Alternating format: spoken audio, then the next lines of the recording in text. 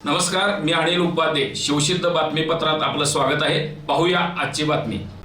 मौजे वडगाव हद्दीतील गट नंबर 512 मधील 11 हेक्टर जमीन मुख्यमंत्री सौर कृषी वाहिनी योजनेअंतर्गत महावितरण विद्युत वितरण कंपनीला देण्यात आल्याने गावामध्ये प्रचंड असंतोष निर्माण होऊन याला विरोध करण्यासाठी मौजे वडगाव गायरान बचाव समितीच्या वतीने सभा घेऊन आंदोलन छेडण्याचा इशारा देण्यात आला.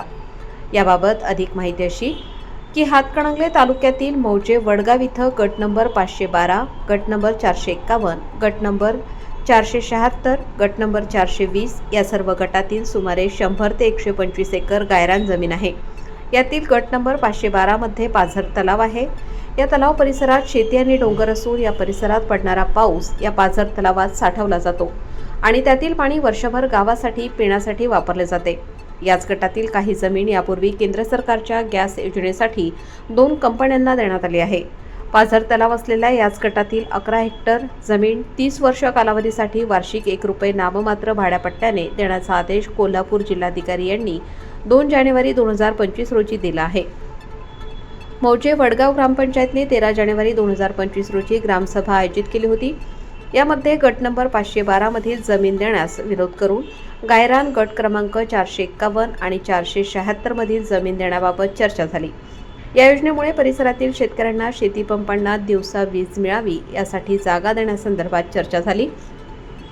यावेळी 126 ग्रामस्थ उपस्थित होते. त्यातील दोघांनी पूर्ण विरोध दर्शवला होता. त्यानंतर काही महिन्यांनी ही जागा महावितरण महाराष्ट्र राज्य विद्युत वितरण कंपनीला देण्यात आली. त्या ठिकाणी आता सौर ऊर्जेचे सोलर उभे करण्याचे काम युद्धपातळीवर सुरू आहे. ही माहिती गावात पसरताच गावामध्ये असंतोष पसरला. भविष्यामध्ये पाझर तलावातील पाणी दूषित होऊन गावाला पाण्यासाठी वणवण भटकंती करावी लागेल. हे क्षेत्र कॅचमेंट एरिया असल्याने इथं निर्माण होणाऱ्या उष्णतेमुळे त्याच्यावरही परिणाम होऊन शेती, जनावरे यांच्यावरही मोठा परिणाम होणार असून त्या परिसरातील 400 ते 500 एकर शेती अडचणीत येणार आहे.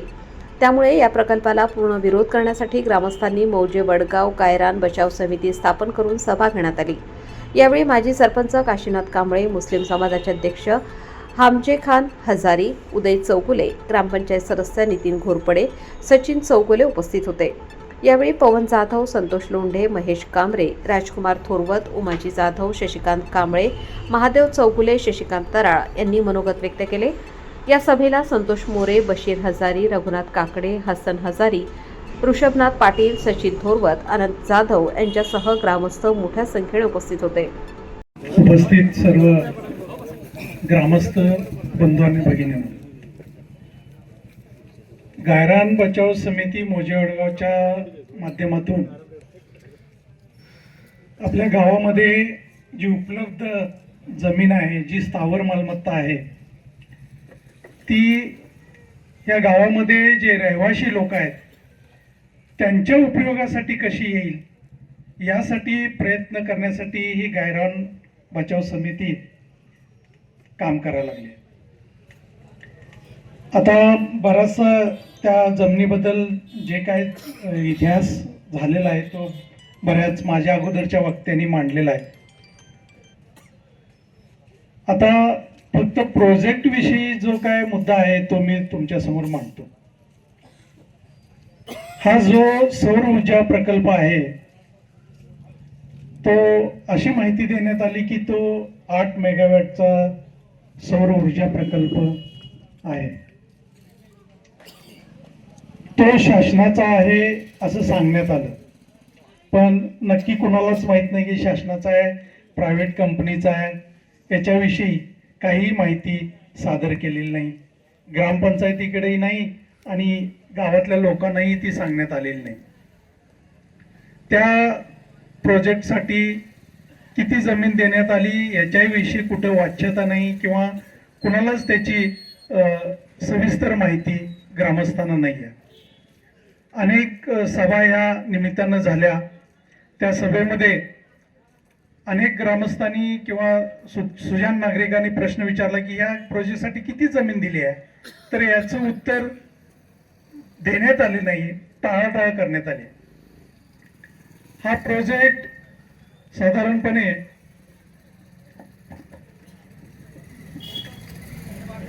8 मेगावॅटचा आहे असं सांगण्यात आलंय. जर तो 8 मेगावॅटचा असेल असं आपण समजलो तर सर्वसाधारणपणे तो प्रोजेक्ट उभा करण्यासाठी 28 कोटी रुपये खर्च आलाय, येऊ शकतो. आणि आता संतोषनं सांगितलं त्याप्रमाणे आपल्या गावाच्या जमिनीचं व्हॅल्युएशन जवळपास 57 ते 58 कोटीच्या घरात जाते. तर आपण 58 कोटीची जमीन देऊन ते 28 कोटी इन्व्हेस्ट करणार आणि त्यातून जे उत्पन्न होणार ती कंपनी घेऊन जाणार. म्हणजे हा तोट्याचा व्यवहार झालेला आहे. आणि त्या बदल्यात गावासाठी काय उत्पन्न येणार तर 1 रुपये भाडं त्या जमिनीचं येणार. म्हणजे सर्वसाधारण किती भाडं येणार आहे संतोष? वर्षाला 5 लाख रुपये येणार.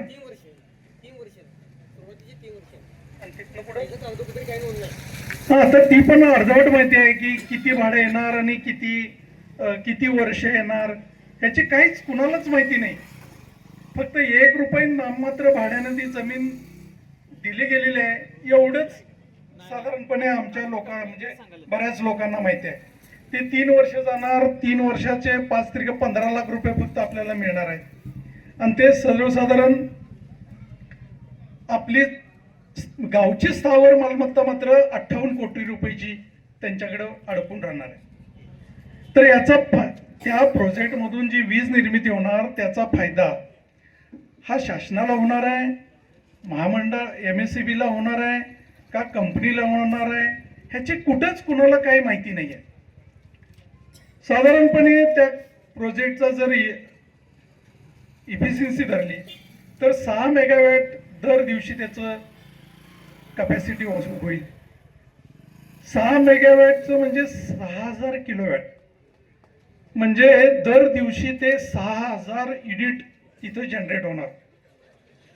6000 युनिट जर ते जनरेट होत असतील, तयार होत असतील, तर उन्हाचे जे तास आहेत ते आपण अगदी कमीत कमी 5 तास जरी धरलं की दिवसा 5 तास ऊन पडतंय, जास्त पडतंय पण आपण कमीत कमी धरू तर 30,000 युनिट दिवसा तयार होणार. 30,000 युनिट असं जर 30 दिवस जर झाले तर 9 लाख युनिट तिथून महिन्याला तयार होणार आहे. आणि ते 9 लाख युनिट जर दिवसा तयार होणार, महिन्याला तयार होणार असतील आणि त्याची आम्हाला जी माहिती आहे आणि जे बोललं जातं त्याप्रमाणे जर ते युनिट 3 रुपयाने जरी त्या कंपनीने किंवा ती ज्यांच्याकडे ते ताब्यात आहे त्यांनी महावितरणला विकलं तर सर्वसाधारणपणे महिन्याला 27 लाख रुपयाचा तिथं रेव्हेन्यू तयार होणार आहे. 27 लाख म्हणजे 12 महिन्याचे साधारणपणे 3.25 कोटी रुपयाचं बिलिंग त्या जागेमधून होणार आहे. आणि आपण फक्त वर्षाला किती मिळणार? 5 लाख. म्हणजे हा तोट्याचा हिशोब कसा काय, म्हणजे ठीक आहे की ह्याचं सर्क्युलर किंवा पत्र डायरेक्ट कलेक्टरकडून आला असेल, माहिती नाही. हे सुद्धा फक्त ते सांगतात, ते बोलतात, ते आम्हाला माहिती आहे, त्याच्यावर आम्ही बोलतोय. ते पत्रही कुणी अजून बघितलेलं नाही. जर कलेक्टरांची तशी ऑर्डर असेल तर हा तोट्याचा व्यवहार होतोय. ह्या ग्रामपंचायत सदस्यांना आपण नागरिकांनी विश्वासानं निवडून दिलंय की तुम्ही आमचं प्रतिनिधित्व करायचं आहे तिथं जाऊन आणि आमच्या भल्याचं काम तिथं करायचं आहे. जर तोट्याचं होत असेल तर आम्हाला सजग करायचं आहे, म्हणजे नागरिकांना सांगायचं की हे तोट्याचं चाललंय. आणि फायद्याचं असेल तर ते फायद्याचं पुढं होऊन ते नागरिकांच्या वतीनं त्यांनी ते काम करायचं आहे. पण हे तोट्याचं गणित त्यांनी कधी सांगितलंच नाही आपल्याला की 5 लाखासाठी वर्षाला 5 लाखासाठी आपण 58 कोटीची जमीन देणार आहे. तर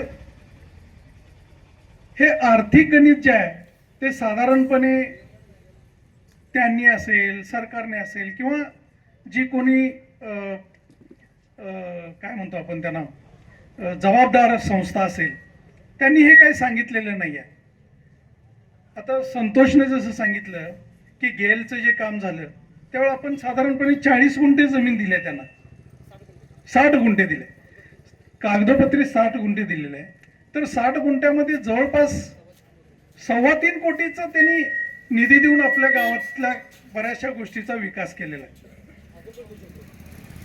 अजून देतील का नाही तो भाग वेगळा, पण 60 गुंठे म्हणजे साधारणपणे 1 कोटीची जरी जमीन धरली, 1 कोटीच्या बदली त्यांनी 3.25 कोटी फंड दिलेला आहे.